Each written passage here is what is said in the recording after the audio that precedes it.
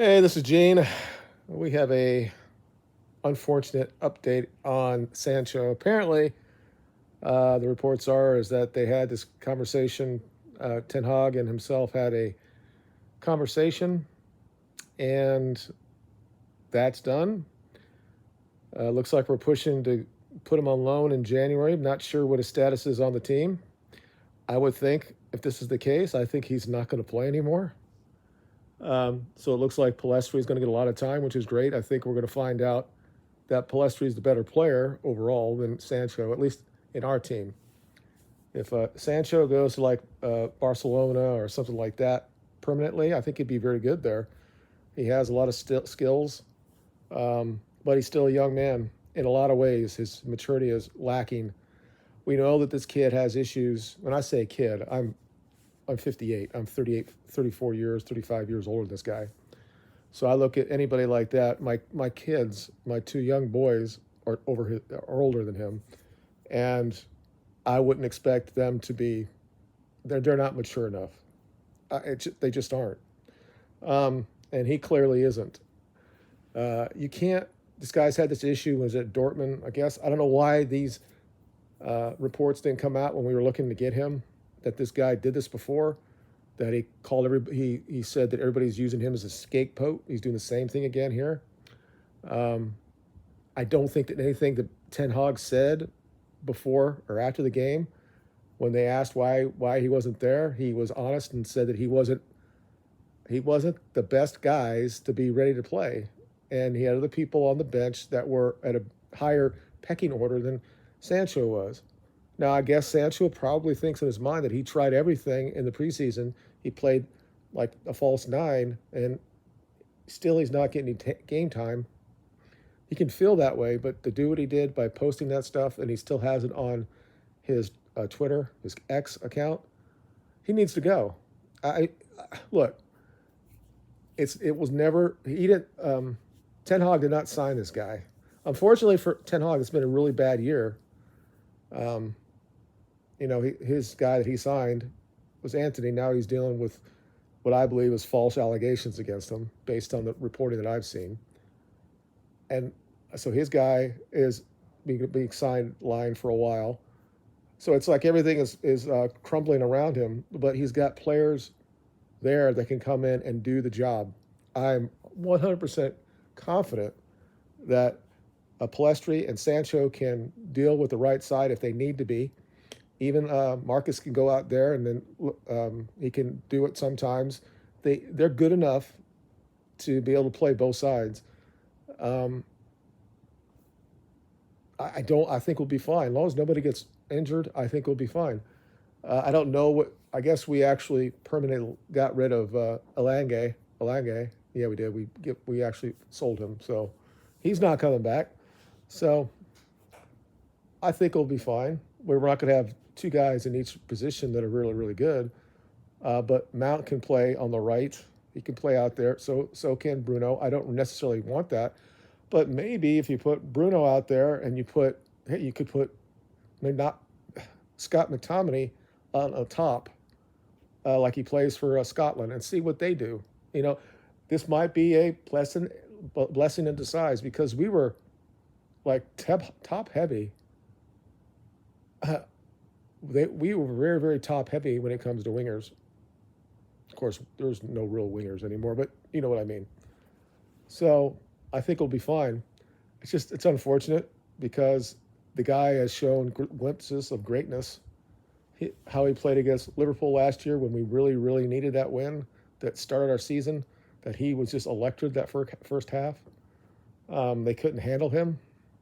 He does that in some other games during the year. He's just almost unplayable.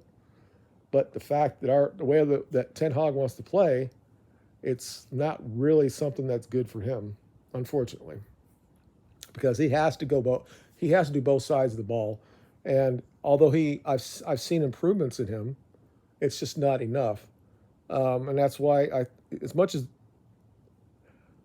why we got Mount and why Mount was like his first signing, I think it was I'm not going to say a cover for the right side, but I think that they looked at Mount as somebody who could play in the midfield and also play out there. And I think that because how many times did he put Bruno out there instead of putting Sancho in that position? Or Sancho would start, then Bruno would come over and take his place from the midfield.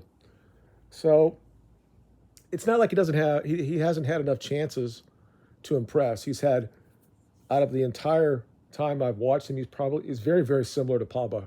It really is very similar.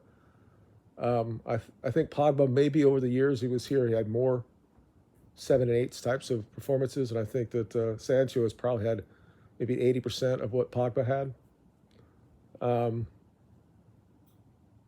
Pogba's, I think, overly.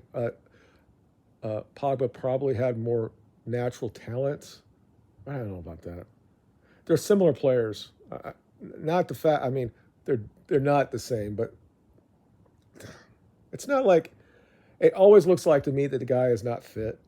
It looks like that he's always carrying a little bit of weight, and I think that it might just be his body size. Some players look like that, but he doesn't look very. I mean, I guess here I am. I'm carrying weight too, and I'm not comparing myself to an elite footballer, but it always looks like he's just carrying a little bit. I mean, he takes off his shirt, and it doesn't look that way per se, but it's not.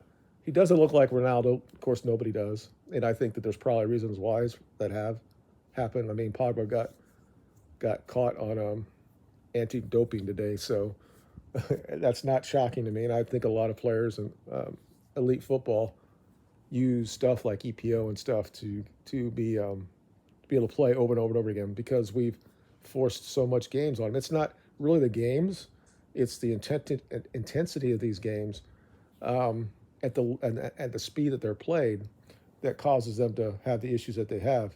And they want to come back and play. Of course, they want to make money and they want their praying and all that shit. It's all the same.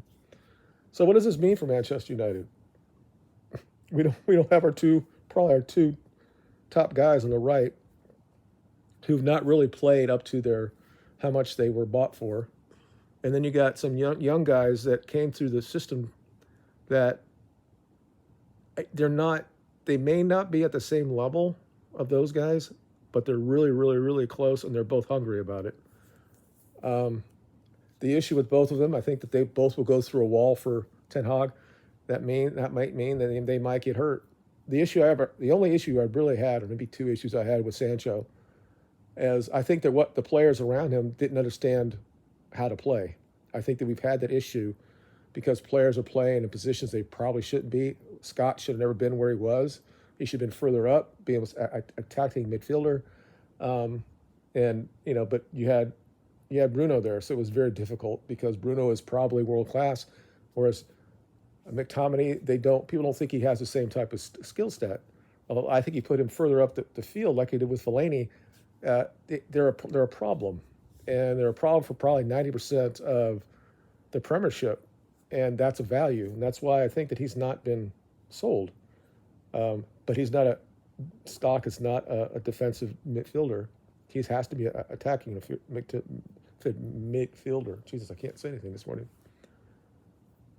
So we still have a lot of players that can change around and do things. I don't think it's really going to hurt. It's just how it was. A lot of players friends with Sancho and Anthony. Is there going to be a clique in the locker room? The guys that were on their side, and they'll be upset with Ten Hag. I don't know. I think that just based on the way I look at Sancho, I see a guy that seems somewhat introverted, and people doesn't think. I mean, when you don't look like you're doing what you're having to do, and you still in the back of your mind you're saying, Jesus, I'm doing everything that everybody wants me to do, but I just don't look like I am. I mean, Berbatov had the same issue as well. Like he's lazy, and stuff like that. I don't know. It's like all theater with Manchester United, and unfortunately for Ten Hag, it could trouble around him, and then the players will take over like they did, and we'll end up getting somebody that's just a player coach. That's what we did with Ollie. Just because Ollie did well for 5 seconds, then we decided to sign him, and the players realized that they had all the power in the team, and they played okay under Ollie. We had chances to get trophies, but we never did under him. But we never really would. We weren't. Nobody ever thought that we were going to do anything and win the league or anything under Ollie. This new manager is changing the standards, and if you don't stand up to it and fight for it, you're not going to play. And I think that guys that their entire life they thought they were the best. I mean, Luke Shaw had this issue for a long time as well, and I talked about it years ago. But this guy had all this talent, and Mourinho said you're not doing the right thing, and then he went to his own shell, and then Mourinho got him out of there, and all of a sudden Shaw became one of the best players at his position in Europe, and he's one of those guys. Now I give him a lot of leeway because he had a huge injury, so you have to give him almost 2 years to come back from that. But the other part with him is that he was not fit, in my opinion, and when he finally got fit and Mourinho challenged him, and then he had all that knowledge on it, and Ali come in and just gave him a hug, then he played it really, really good. And now he's almost 30. So we'll see what happens with him. But all these guys should be coming back. We should be fine. I think that having Højlund and Marcus on the left, and then either Garnacho or Pellistri on the right, you can switch them out. I think we'll be fine. He might put Bruno over there and put Mount in Bruno's position, or put Eriksen. I mean, we do have people that can change the game, and I think we'll be fine. I want everybody to be going to the same goal, and if they're not going to go that way, then they need to be gone. So I hear my dog crying in the background. So I'll stop it here. Let me know what you think in the comments below about this. Do you think this is a failure under Ten Hag, that he's just not ready to be a premiership or an elite premiership manager because he doesn't deal well with certain players? I mean, we got rid of Ronaldo and stuff, so they're gonna compare this.